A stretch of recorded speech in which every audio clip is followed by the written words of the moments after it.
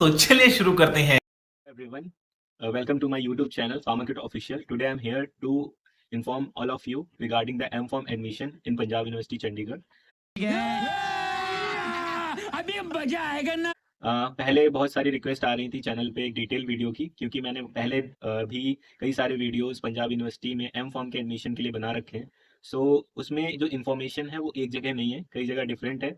तो अभी मैंने, क्योंकि अवेटेड काफ़ी सारे कमेंट आ रहे थे कि मेरा CGPA इतना है और इतना मेरा रैंक है, सो क्या एडमिशन होगी या नहीं।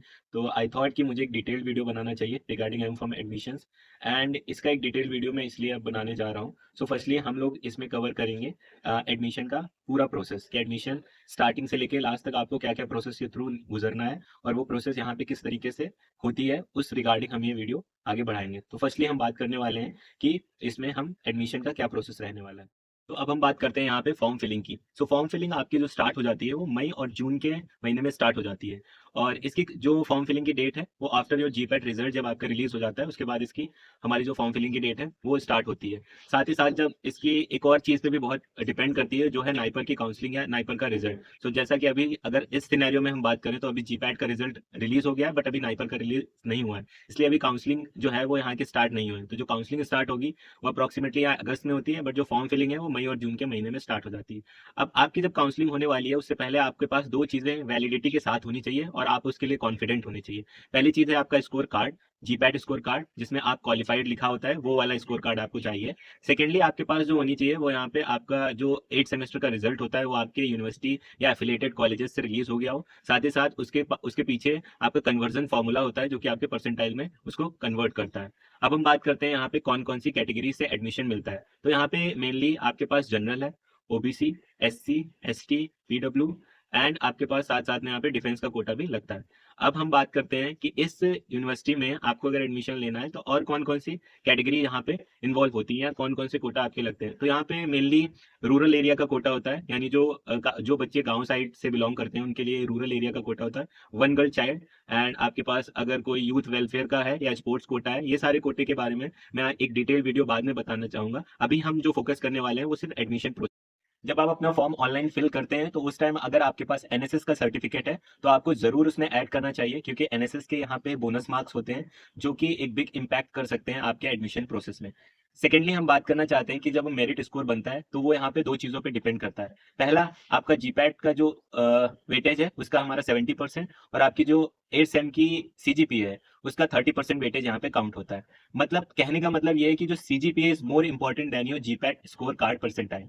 अगर आपकी परसेंटाइल अच्छी है बट आपका CGPA कम है तो एडमिशन प्रोसेस कहीं ना कहीं आपको इफेक्ट देगा और आपका एडमिशन कहीं ना कहीं मुश्किल हो सकता है। इसलिए अगर आपकी CGPA 8.5 है, उससे कहीं अधिक है, और साथ साथ आपका GPAT स्कोर कार्ड में जो परसेंटाइल है वो भी अच्छी है, तभी जाके आपका एक ओवरऑल जो स्कोर बनता है वो अच्छा बनता है, और उसके बाद आप इन कॉम्पिटेटिव जो भी यहाँ पे कॉम्पिटिशन होता है उसमें आपकी रैंक अच्छी आती है। तो हम बात करते हैं यहाँ पे जो दोनों का वेटेज है वो किस तरीके से कैलकुलेट करते हैं। तो अगर आपकी सपोज कीजिए GPAT की जो रैंक परसेंटाइल है वो आपकी 99 परसेंटाइल है, और आपकी जो यहाँ पे CGPA है वो 6.5 या 7.5 या 7 के अप्रॉक्स है, तो यहाँ पे जो CGPA होता है उसको यहाँ पे डायरेक्टली 1000 से मल्टीप्लाई कर देते हैं, और देन आपकी जो परसेंटाइल है उसको भी 1000 से मल्टीप्लाई कर देते हैं। तो अगर हम देखते हैं तो परसेंटाइल में जो डिफरेंस होता है और रैंक और परसेंटाइल में जो डिफरेंस होता है वो काफी कम होता है, लेकिन CGPA में डिफरेंस काफी ज्यादा होने की वजह से यहाँ पे जो CGPA इफेक्ट करता है वो ज्यादा इफेक्ट करता है। सो कैलकुलेट अगर मैं करूँ पूरा यहाँ पे कंक्लूड करता हूँ तो जो कंक्लूजन निकलता है वो यही है कि अगर आपकी CGPA अगर 9 है और आपकी जो यहाँ पे आपकी जो GPAT रैंक है वो अगर आपकी 1500 भी है या 1300 1000, तो इजीली आपको कोर ब्रांचेस में एडमिशन मिल जाता है। बट कहीं ना कहीं अगर आपका CGPA अच्छा नहीं है तो आपको कोर ब्रांचेस में एडमिशन मिलना कहीं ना कहीं थोड़ा सा टफ होता है। मैं ये नहीं कह रहा कि एडमिशन नहीं मिलता है, बट कहीं ना कहीं आपको ये इफेक्ट करेगा। अगर आपकी CGPA 9 के अप्रॉक्स है और आपको लगता है कि आपका एडमिशन PU में हो जाएगा तो आप गलत हो। क्या? ये क्या बक रहे हो? असल में यहाँ PU के अंदर PU का कोटा होता है जो कि यहाँ के स्टूडेंट्स को मिलता है। यहाँ के स्टूडेंट्स मींस यहाँ से जिन बच्चों ने B.Pharm कंप्लीट की है उन स्टूडेंट्स के लिए यहाँ की जो यूनिवर्सिटी है PU वो 5% कोटा अलॉट करती है। सो यहाँ पे बेसिकली 15 सीट्स होती हैं, जिसमें 12 जो हैं वो आपके PU स्टूडेंट्स के लिए और 3 जो हैं वो नॉन PU स्टूडेंट्स के लिए रिजर्व की जाती हैं। तो यहाँ पे जो नॉन पीयू स्टूडेंट्स हैं उनके लिए क्या स्कीम है, तो इस बार वैसे तो यहाँ पे ज़्यादा जो पीयू स्टूडेंट्स हैं वो होते नहीं है। अगर मैं इस बार का डेटा बताऊँ तो अप्रॉक्सीमेटली 11 बच्चे ही 2025 में यहाँ पे इनरोल हुए हैं जिन्होंने यहाँ से बी फॉर्म कंप्लीट किए। तो आपको डरने की जरूरत नहीं है कि अगर इतनी सारी सीट्स पहले से ही कवर हो जाएंगी तो क्या हमारा एडमिशन पॉसिबल है। Definitely if you have a good CGPA approximately 9, सो आपका डेफिनेटली यहाँ पे CGPA अच्छा होने से आपका यहाँ पे एडमिशन कंफर्म होगा और आप फार्मास्यूटिक्स एंड फार्माकोलॉजी जैसी ब्रांचेस के लिए एप्लीकेबल हैं और साथ साथ में आप उसके लिए उसमें एडमिशन ले सकते हैं। सो यहाँ पे अगर हम टोटली सीट्स की बात करें तो अप्रॉक्सीमेटली 120 सीट्स हैं पूरे मास्टर्स में जो कि डिफरेंट ब्रांचेस में हैं। सो यहाँ पे बेसिकली दो टाइप के कोर्सेज हैं, एक रेगुलर कोर्सेज और दूसरे हैं सेल्फ फाइनेंसेस कोर्सेज। तो रेगुलर कोर्सेज में यहाँ पे pharmaceutics, pharmacology, pharmaceutical chemistry and pharmacognosy जिन्हें हम कोर ब्रांचेस भी बोलते हैं। और नॉन कोर या सेल्फ फाइनेंस जो कोर्सेज हैं उसमें हमारे दो कोर्सेज हैं। पहला है हमारा PA और QA। PA means pharmaceutical analysis and QA is equal to your quality assurance.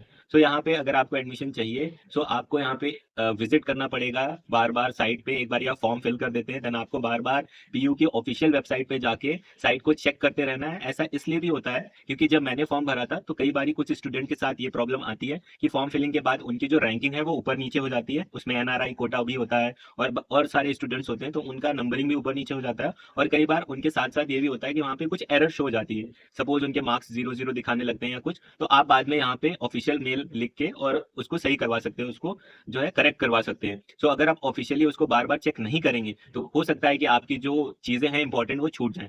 और कुछ और चीजें इंपॉर्टेंट मैं बता देना चाहता हूँ। कई बारी काउंसलिंग के बाद जब हमारी डेट आती है काउंसलिंग की, सो वहाँ पे क्या होता है एक डेट हमको मिलती है कि 2 दिनों के बाद या 4 दिनों के बाद आपकी काउंसलिंग है। सो इतनी जल्दी कई बारी ट्रेन के टिकट अवेलेबल नहीं होते हैं। सो आप लोगों को पहले से ही अपनी डेट को रेगुलरली चेक करते रहना है और उसके साथ साथ अपनी ट्रेन टिकट या जो पास से हैं वो अपने ट्रांसपोर्टेशन को देख सकते हैं। बट कुछ बच्चे जो है दूर से आते हैं, यूपी, MP, महाराष्ट्र, छत्तीसगढ़, उड़ीसा, बैंगलोर, सो यहाँ से जो भी बच्चे आते हैं उनको अपनी पहले से ही ट्रेन टिकट या अपनी फ्लाइट टिकट्स पहले से ही कंफर्म कर लेनी है। सो आई होप आप लोगों के लिए वीडियो बहुत ज़्यादा इंपॉर्टेंट और अच्छा साबित हुआ होगा और मैंने कोशिश की है कि सारी इन्फॉर्मेशन एक जगह में दे पाऊँ। सो मैंने हर एक सेगमेंट को कंक्लूड करके ये चीज़ें बताई हैं। सो मेरी तरफ से आप सभी बच्चे जो यहाँ पे काउंसलिंग के लिए आने वाले हैं उनको all the very best and I hope कि आपको अपनी ड्रीम ब्रांच में एडमिशन मिले। और अगर नहीं भी मिलता है तो भी बहुत सारी अपॉर्चुनिटीज़ हैं जिनको मैं अपने इस चैनल पर लाता रहूँगा। और यहाँ पे जो कुछ अदर NSS और कैटेगरी सर्टिफिकेट से जो मैंने बातें की हैं उनको मैं नेक्स्ट वीडियो में डेफिनेटली शेयर करूंगा आपसे। हॉस्टल के रिगार्डिंग यहाँ की क्या फैसिलिटी है, लाइब्रेरी, ऐसी बहुत सारी चीज़ें हैं जो मैं आपके साथ शेयर करना चाहता हूँ। लेबोरेटरी यहाँ पे कैसी है, यहाँ की जो हमारे फैसिलिटीज़ हमें हॉस्टल्स में क्या मिलती हैं, मैं सारा ही अलग अलग वीडियोस में आपको बताऊंगा क्योंकि एक वीडियो में काफ़ी लेंथी वीडियो हो जाएगा फिर। So I hope you guys like this video. अगर आपको ये वीडियो अच्छा लगा हो तो प्लीज़ इस वीडियो को लाइक करें, अपने दोस्तों के साथ शेयर करें। Thank you so much. मजा आया और मैं ये जो मजा है हिंदुस्तान के हर व्यक्ति को देना चाहता हूं।